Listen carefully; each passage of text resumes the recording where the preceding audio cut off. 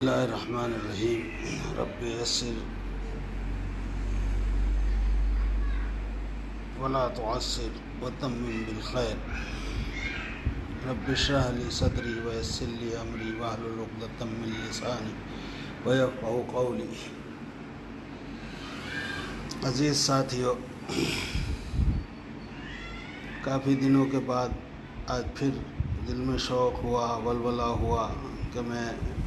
اپنے friend circle میں social media کے ذریعے کچھ پیغام پہنچاؤں۔ ہر ایک کو حالات کا سامنا ہے، ہر ایک کو اپنا مستقبل تاریک نظر آتا ہے۔ دنیا میں پریشانی کا عالم ہے، ایک کورونا نام کی وبا پھیلی ہوئی ہے جس کے خوف سے پوری دنیا ہراساں ہے، پریشان ہے۔ یہ سب کچھ اللہ کے علم میں ہے اور اللہ کے فیصلے کے مطابق ہو رہا ہے۔ ہمیں تو یہ حکم ہے کہ ہم اللہ کے ہر فیصلے پر راضی رہیں جب تک اس دنیا میں ہیں۔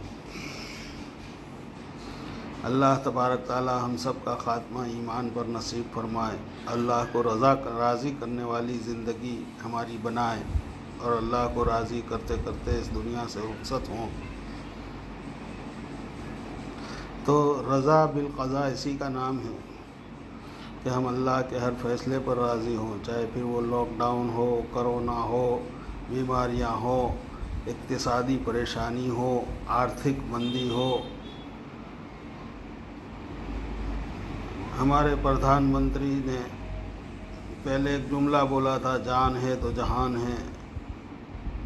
واقعی میں جب تک انسان کے جسم میں جان ہے تو یہ دنیا ہے، نہیں تو یہ دنیا اس کے کچھ کام کی نہیں۔ جہان ختم ہو جائے گی، دنیا ختم نہیں ہوگی بلکہ وہ خود فنا ہو جائے گی، ختم ہو جائے گی، جان نکل جائے گی، روح نکل جائے گی۔ اس کو میں کئی مرتبہ ذکر کر چکا ہوں اگلے بیانوں میں بھی۔ میں آپ کو صاف کہہ دیتا ہوں کہ میں کبھی بھی اپنی فیس بک پیج پر آ سکتا ہوں، میرا کوئی وقت مقرر نہیں ہے۔ جب بھی کوئی دل میں خیال آتا ہے یا مطالعے کے درمیان یا قرآن کے پڑھنے کے درمیان کوئی خاص بات یاد آتی ہے تو میں فیس بک پیج پر ہوں۔ اس لیے آپ میرے فیس بک پیج کو ہمیشہ دیکھتے رہیں، لائک کریں، شیئر کریں، دوستوں میں پہنچائیں۔ اچھی سکون بھری باتیں جس کو پڑھ کر آپ کو سکون ہوگا، دلوں میں چین نصیب ہوگا، انشاءاللہ ایسی ہی باتیں پیش کروں گا۔ آج جو میرے دل میں یہ خیال آیا، ہر طرف سے نا امیدی بڑھ رہی ہے، عدالتوں کے فیصلے بھی خلاف آ رہے ہیں، کمائی اور روزگاری کا کوئی حل نظر نہیں آتا،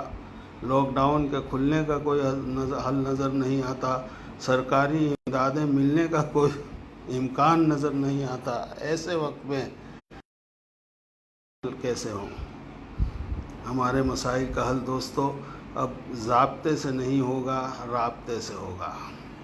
آپ کو جہاں کہیں بھی انسانیت نظر آئے، جس انسان میں بھی ہمدردی نظر آئے، غمگساری نظر آئے، رحم نظر آئے، آپ ان سے رابطہ کریں۔ ضابطے سے کام نہیں ہوگا کہ چلو حکومت کا یہ ذمہ داری ہے، عہدیداران کی یہ ذمہ داری ہے تو انہیں یوں کرنا چاہیے، یوں کرنا چاہیے۔ یہ سوشل میڈیا پر بھی جو لوگ جو رائے رکھتے رائے گاں جا رہی ہے، فرق نہیں پڑتا، چاہے آپ میں جائیں، عہدیداروں کے پاس جائیں، لیکن ضابطے سے اگر آپ جائیں گے تو کوئی فرق نہیں پڑے گا۔ ہاں، آپ کے علاقے کا، آپ کے گھر کا، آپ کے قبیلے کا، آپ کی قوم کا، چاہے وہ کوئی بھی ہو، اگر کوئی مسئلہ ہے تو رابطے سے کام کرے۔ رابطہ مطلب دوستی، جو آدمی اس کو حل کر سکتا ہے، جو انسان اس کو حل کر سکتا ہے، چاہے پھر وہ آپ کا ایم ایل اے ہو، چاہے آپ کا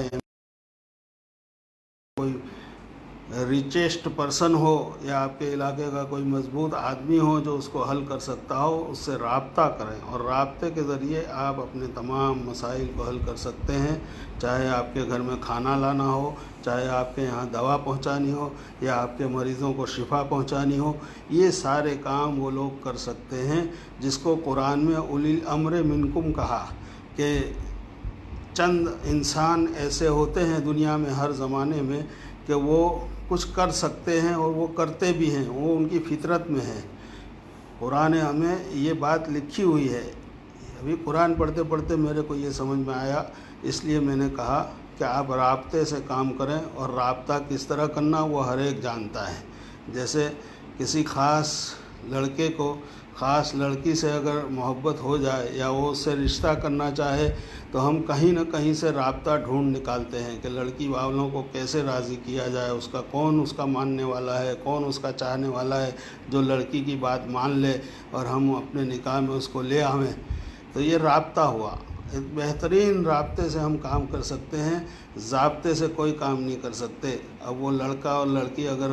الگ الگ قبیلے سے ہیں پھر بھی کبھی کبھی محبت بڑھ جاتی ہے، اور رابطے سے اگر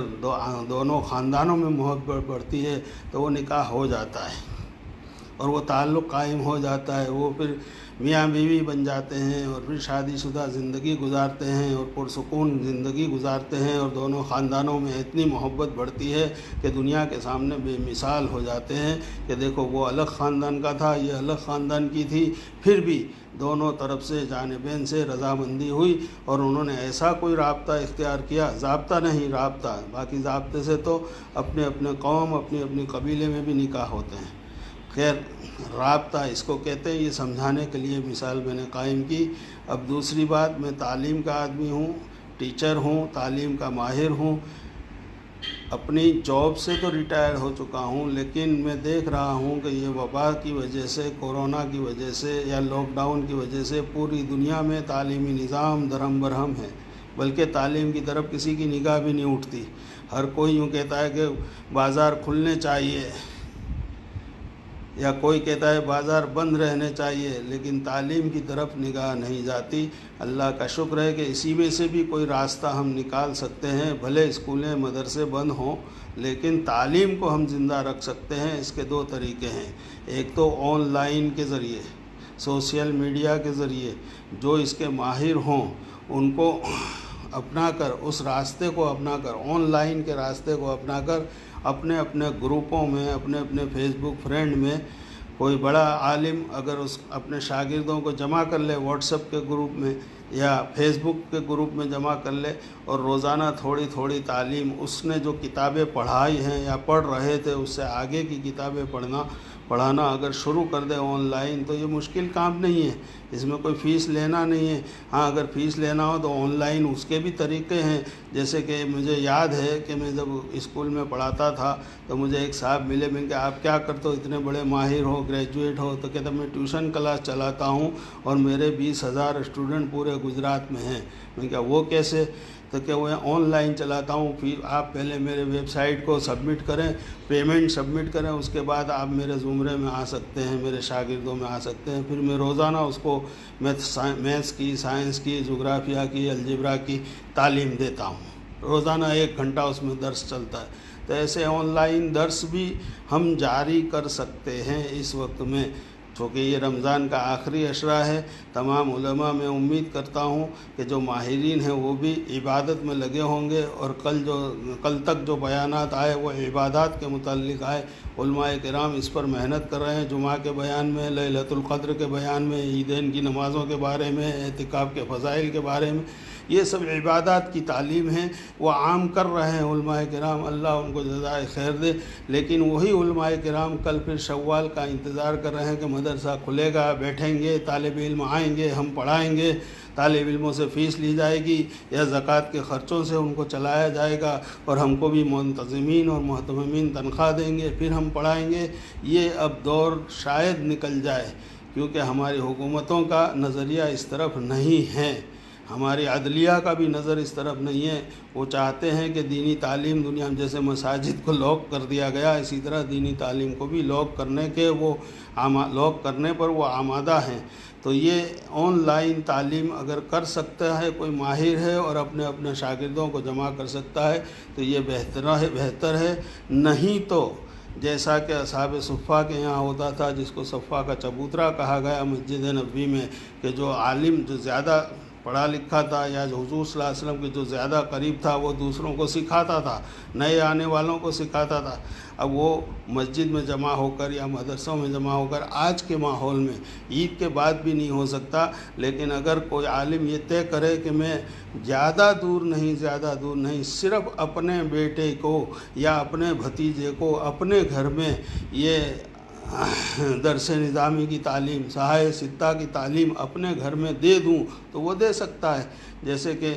مولانا ابوالکلام آزاد رحمۃ اللہ علیہ، جو ہمارے ملک کے پہلے وزیر تعلیم رہے، جو مکہ میں پیدا ہو کر ہندوستان میں آئے تھے، اور ان کی سوانح میں نے پڑھا کہ انہوں نے 16 سال کی عمر میں مولانا آزاد نے ان کے ابا کے پاس یہ سارا درس نظامی یعنی علم الصرف، نحو، فصاحت، بلاغت، فقہ، حدیث، قرآن کی تفسیر، ترجمہ سب 16 سال کی عمر میں اپنے ابا کے پاس بیٹھ کر پڑھا، وہاں تک ان کو باہر نکلنے کی بھی اجازت نہیں تھی۔ تو اسی طرح میں نے بھی اپنے ابا کے پاس اور اپنے اساتذہ کے پاس اپنے گھر میں یا کہیں مدرسے میں یا کہیں مسجد میں جا کر مختلف کتابیں پڑھی، فقہ کی، حدیث کی، تفسیر کی، قرآن کی، اصول فقہ کی اور ادب کی، وہ ساری کتابیں جب میں مختلف جگہ پر جا کر گھوم پھر کر اپنے ابا کے اشارے سے، اپنے ابا کے حکم سے مولانا عبدالقادر صاحب کے پاس یا مولانا سمیر الدین صاحب کے پاس یا مولوی داؤد ودانی والوں صاحب کے پاس میں جو پڑھا، تو اس وقت میں نے سند نہیں لی۔ ہمارے ابا بھی کہتے تھے کہ سند اس کو دی جائے جس کو پڑھانا ہو، جس کو کسی مدرسے میں بتانا ہو۔ ہم کو مدرسے میں پڑھانا نہیں ہے، ہم کو کہیں بتانے کی ضرورت نہیں ہے، ہم کو یہ بھی بتانے کی ضرورت نہیں ہے کہ ہم عالم ہیں تاکہ اس حدیث کے مصداق ہم بن جائیں۔ اللہ نہ کرے کہ تو عالم تھا، عالم کہا گیا، اب تو تیرا بدلہ دنیا میں ہو گیا۔ اس لیے اللہ تبارک تعالی ہماری سب عالموں کی اس سے حفاظت فرمائے۔ تو تمام عالم اگر جو آن لائن نہیں ہے، سوشل میڈیا پر نہیں ہے، پھر بھی اگر یہ میری بات آپ تک پہنچے تو تمام علماء سے میں کہتا ہوں کہ کم از کم اپنی اولادوں کو، اپنے خاندان کے نسلوں کو وہ جہاں تک پڑھے ہیں وہاں سے آگے پڑھانا شروع کر دیں، رمضان کے مہینے سے شروع کر دیں، انشاءاللہ فائدہ ہوگا، اور آگے اس کو چلائے رکھیں۔ اگر ایک عالم نے 4 بچوں کو بھی پڑھایا، بھلے وہ 40 کو فقہ حدیث نہیں پڑھا سکتے، تو اپنے گھر میں بیٹھ کر، اپنے محلے میں بیٹھ کر، اپنے آنگن میں بیٹھ کر اگر اپنے خاندان، قبیلے اور محلے والوں کو 4 بچوں کو بھی پڑھایا تو یہ دینی سلسلہ آگے چلتا رہے گا انشاءاللہ، اور تعلیم دین آگے بڑھتا رہے گا۔ ورنہ مستقبل آپ کو بھی تاریک نظر آتا ہے، مجھے بھی تاریک نظر آتا ہے، اور جو لوگ آج محتمم صاحبان باقاعدہ پرزور اپیلیں کر رہے ہیں سوشل میڈیا پر، اپنے بینک اکاؤنٹ بھیج رہے ہیں، اچھی بات ہے، بینک کے ذریعے سے پیسے آپ تک پہنچ جائیں گے، لیکن آپ اس کو بینک میں ڈال رہے ہیں، اور جیسا کہ 20 لاکھ کروڑ کا اعلان ہوا، اس کا استعمال یہ بینکوں کی رقموں سے ہی لون دینے کے اوپر ہوتا ہے۔ یہ کھل کر اب سامنے آ گیا ہے، اس لیے ہم اس سودی کاروبار میں نہ پڑیں اور اپنے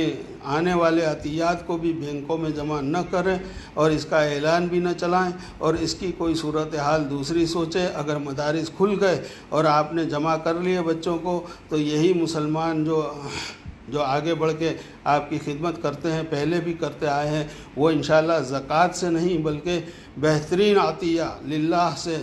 آپ کو چلائیں گے انشاءاللہ، کیونکہ زکوٰۃ تو ابھی اڑوس پڑوس کے بے روزگاروں میں، محلوں میں تقسیم ہو گئی ہے، اپنے رشتہ داروں میں تقسیم ہو گئی ہے، بہت سارے روزگار بند ہو گئے ہیں، ان میں ہمارے مالداروں نے سوچا بھی ہوگا کہ لاؤ ان کو دے دیں، ثواب ملے گا، اور اس میں وہ کر بھی رہے ہیں، کہیں راشن تقسیم ہو رہا ہے، کہیں پیسے تقسیم ہو رہے ہیں، ایک دوسرے کا خیال، رشتہ داروں کا خیال کر رہے ہیں۔ کافی زکوٰۃ کی اور صدقات کی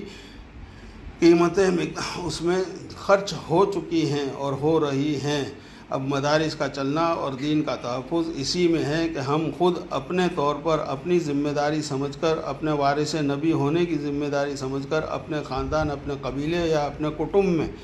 اپنے ہی بچوں کو علم دین آگے بڑھانے کی کوشش کریں، اور دنیاوی تعلیم کے لیے بھی جتنی بھی آن لائن ایجوکیشن سسٹم ہے، جہاں کہیں بھی ہو، وہ اس لائن میں آگے بڑھے، کیونکہ مدارس کے ساتھ ساتھ اسکول اور کالج کھلنے کا بھی ابھی 4-6 مہینے تک کوئی امکان نہیں دکھتا، مستقبل ہم کو اندھیرا نظر آتا ہے۔ اس لیے تمام سے یہ اپیل ہے کہ اگر کوئی انجینئرنگ کر رہا ہے، کوئی ڈاکٹری کر رہا ہے، تو اس میں بھی اپنے منتخب ادارے سے، اپنی یونیورسٹی سے، اپنے کالج سے رابطہ کر کے اگر کوئی آن لائن سلسلہ شروع ہوتا ہے تو اس میں بھی شریک ہو کر اپنی ڈگری کو مکمل کریں، تاکہ آئندہ بھی وہ قوم کی خدمت کر سکے۔ یہ ڈگریاں جو اسکل پیدا کرتی ہیں، جو صلاحیتیں پیدا کرتی ہیں انسان کے اندر، وہ کیا ہے؟ وہ تنخواہ پانے کے لیے نہیں ہے، یا اونچی تنخواہ پانے کے لیے نہیں ہے، یا اونچے عہدے لینے کے لیے نہیں ہے، بلکہ وہ صلاحیتیں اس کے اندر اجاگر ہوتی ہیں۔ اتنی ساری معلومات حاصل کرنے کے بعد اسکل جو پیدا ہوتے ہیں تو وہ قوم کی خدمت کرتا ہے، ملک کی خدمت کرتا ہے۔ اور جس ملک میں اور جس قوم میں زیادہ تعلیم یافتہ لوگ ہوتے ہیں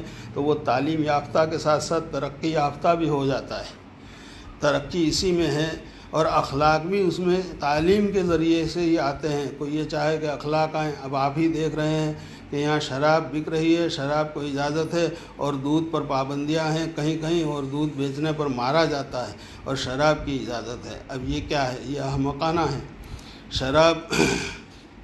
تو ناپاک چیز ہے۔ اب سینیٹائزنگ کے ذریعے بھی الکوہول کا استعمال ہو رہا ہے، اور الکوہول ہم تمام کے جسموں پر اور ہاتھوں پر ملا جا رہا ہے۔ حالانکہ ہماری اسلامی شریعت یہ کہتی ہے کہ اگر آپ وضو کرو، 5 وقت وضو کرو، سارے جراثیم، سارے وائرس ختم ہو جاتے ہیں۔ باوضو رہنے کا اہتمام کرو تو انشاءاللہ بہت سارے فائدے ہوتے ہیں۔ سینیٹائزنگ میں کیا ہے؟ پاکی اور ناپاکی کے ہی سارے مسئلے سینیٹائزنگ میں بھی آپ ان کے ماہرین سے اگر بیٹھ کر پوچھو، جم کر مذاکرہ کرو، آن لائن مذاکرہ کرو، تو وہ یہی بتائیں گے کہ ہاں جو پاک کرنے کے طریقے ہیں وہی اصل سینیٹائزنگ ہے۔ اس لیے ہمیشہ پاک صاف رہیں، اپنی عورتوں کو بھی پاک صاف رہنے کی ترغیب دیں۔ بس یہ مختصر بات میرے آج ذہن میں آئی تھی، آج پھر آپ کے سامنے آ گیا۔ اللہ کرے آپ میری بات کو سمجھ سکے ہوں اور آگے بھیجیں تو مجھے بھی فائدہ ہوگا، آپ کو بھی فائدہ ہوگا۔ وآخر دعوانا الحمدللہ رب العالمین۔